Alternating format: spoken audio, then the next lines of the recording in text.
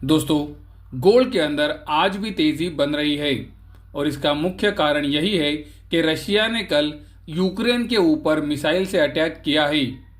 आपको पता है, यूक्रेन ने रशिया के ऊपर अमेरिकन मिसाइल से उसी तरह से ब्रिटेन के मिसाइल से अटैक किया था और उसके जवाब में आप देख सकते हो रशिया ने अभी यूक्रेन के ऊपर अटैक किया है।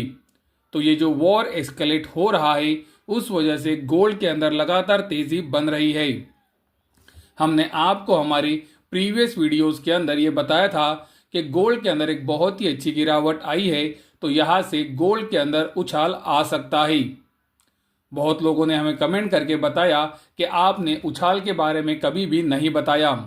तो वीडियो में आगे बढ़ने से पहले मैं एक बार ज़रूर 16 नवंबर 2024 की वो वीडियो क्लिप सुनाना चाहूँगा, जब मैंने गोल्ड के अंदर आपको ये क्लियरली कहा था कि बहुत ही अच्छी गिरावट आ चुकी है और यहाँ से एक बाउंस बैक यानी कि उछाल दिख सकता है। करने से पहले मैं आपको फिर से एक बार वही बताना चाहूँगा जो मैं मेरे पिछले कुछ वीडियो से आपको बताया हूँ। मुझे लगता है कि गोल्ड और सिल्वर के अंदर एक अच्छी गिरावट आई है और पॉसिबल है कि गोल्ड सिल्वर के अंदर बाउंस बैक भी आ सकता है। उसी समय पर डॉलर इंडेक्स के अंदर करेक्शन भी आ सकती है, लेकिन गोल्ड सिल्वर का ये बाउंस बैक शायद ज़्यादा समय ना टिके और उसके बाद गोल्ड सिल्वर फिर से एक बार करेक्शन मोड में आ सकते हैं। तो दोस्तों, आपको ये मानना है कि नहीं ये आपके ऊपर डिपेंड है, लेकिन मैंने 16 नवंबर 2024 के वीडियो में ये क्लियरली कहा था कि एक बहुत ही अच्छी गिरावट के बाद बाउंस बैक आ सकता है। ये बाउंस बैक ज़्यादा सस्टेनेबल नहीं होगा और ये शॉर्ट टर्म होगा, ये भी मैंने वीडियो के अंदर क्लियरली कहा था। लेकिन गोल्ड के अंदर ये लगातार तेजी इसीलिए बढ़ रही है क्योंकि रशिया और यूक्रेन के बीच में वॉर की न्यूज़ लगातार आ रही है और जैसे कि आपने देखा कि रशिया ने भी यूक्रेन के ऊपर मिसाइल से अटैक किया है। गोल्ड ये तेजी के अंदर अभी महत्वपूर्ण रेजिस्टेंस एरिया तक ऊपर आया था और आज गोल्ड ये महत्वपूर्ण रेजिस्टेंस एरिया के ऊपर काम कर रहा है। ये महत्वपूर्ण रेजिस्टेंस एरिया इसीलिए है क्योंकि आप देख सकते हो गोल्ड के अंदर यही से गिरावट आई थी और फिर गोल्ड ने जब इसका ब्रेकआउट दिया तो गोल्ड के अंदर तेजी बनी थी।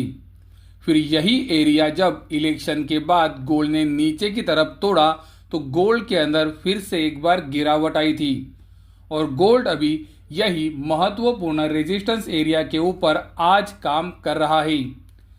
मेरा नज़रिया गोल्ड के अंदर यही रेजिस्टेंस एरिया तक बाउंस बैक का था, लेकिन गोल्ड आज ये रेजिस्टेंस एरिया के ऊपर है।